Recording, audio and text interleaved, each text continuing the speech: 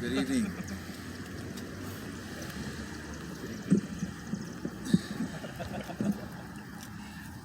My name's Hugh, and just like my brother here, that I had a little seed planted in me a long time ago. I really haven't really told this part of my testimony to many people, but I used to have a friend that was a Jamaican kid that I used to go to school. He was my only friend, and I would go to his house every single night, and their parents were always cooking chicken, and it was just every night, and it was just, I don't know. Anyways, that's not the story. But they are Christians, and every day they were feeding me not only the chicken, but scripture. But being 5, 6, 7 years old, I didn't know what they were talking about. But as I got older, I knew of God at that moment.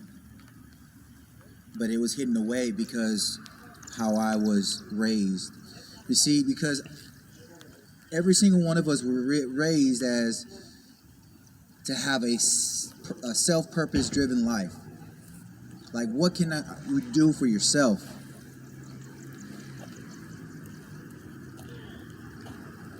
What kind of job you're seeking in your life?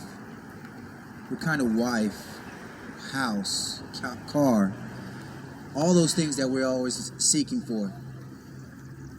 We're always trying to fill a void that's in our heart,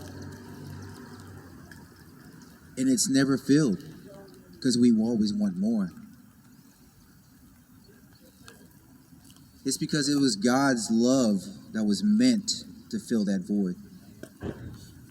But as I was growing up, I was lost. There was no hope. I was the only boy growing up in my family. I had 4 sisters.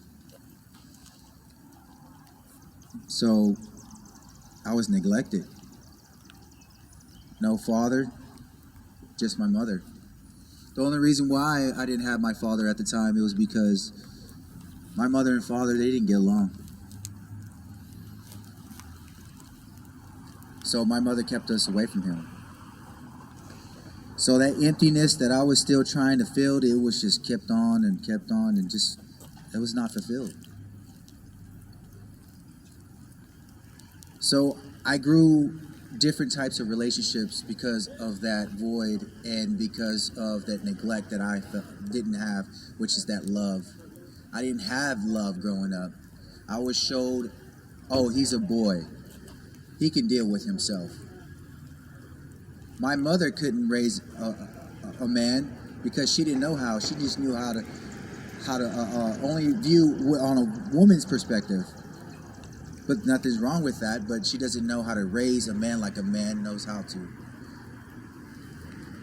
So I got into fights, stealing, drugs at an early age.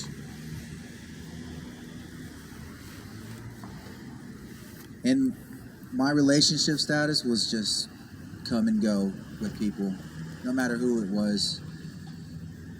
It's what I could get out of it. That was the mentality that I had. And if I was just done with you, I was just done with you, you know? So I built up this anger within me. This anger that was just so painful with the inside. So much anger, it was just unbearable because everybody experienced it, outside and inside. But that anger led me to prison. That anger led me to 10 years in the Texas Department of Criminal Justice, which I served just about 9 of it. But before I went in, I asked God, why is this happening? Because I knew there was a God when I was a kid. I said, God, why was this happening to me? Why? And I didn't hear anything at the time. And I told God, well, okay, well, I'm going to join a gang. I'm going to do this. I'm just going to get in fights every single day.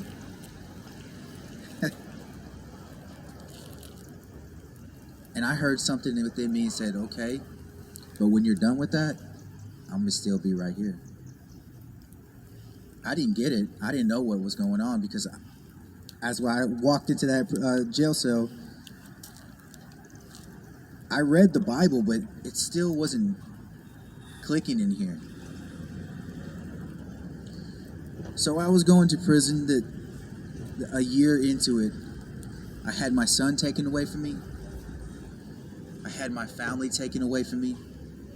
Everything because of my choices. And I received a letter one day. It was from my stepmother. It was saying that, the first line saying, your father had a heart attack. And it was at that moment I lost everything. That was it. That was that breaking point right there. I had enough. So I decided, this world doesn't want me. This world doesn't need me. So why should I be here? So at that time, in that prison cell that I went into, I planned it all. I was just going to just end it. I had all this stuff that I was going to deal with. I just lost all hope at that moment.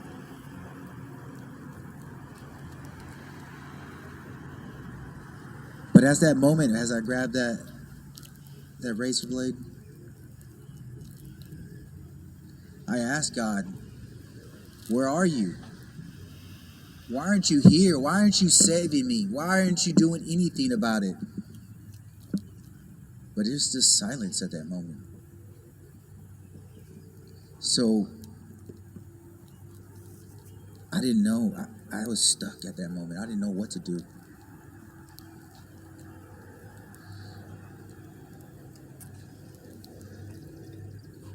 But this presence came over me all of a sudden. And I fell to my knees and I bowed down, and I was just telling God that I'm sorry.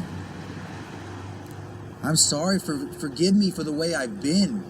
Because all those scriptures that I've read throughout, everybody's quoting around prison, I took heed in that. I was taking in that moment where I knew that God died for my sins. I knew that I was a sinner. I knew that Christ died and rose again for me. So I begged. I went down on my knees and I just begged God to forgive me for my sins. He helped me at that moment.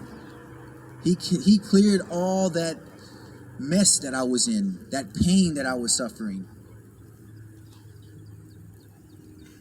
It was pure joy, something that I'd never, ever experienced.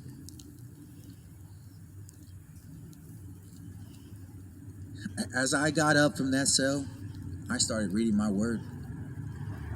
And I found out that in 2 Corinthians 5:17, that I'm a new creature because of it. I'm new. I'm not the old person anymore. I don't have to go back there and live. I know God died for me, and I know that He has a purpose for me in my life. Now I have to sit here and be humble and depend on what He has for me, not on myself no more. Now, this self can do anything but mess up. But when God does it, it's perfect. So I'm asking, brothers and sisters, that let God be there in control of your life. Let Him help you. Because I know what He's done for me in the darkness, in the pit that I was in. I'm sure He can help every single one of y'all. I know He can. I love y'all. Thank you.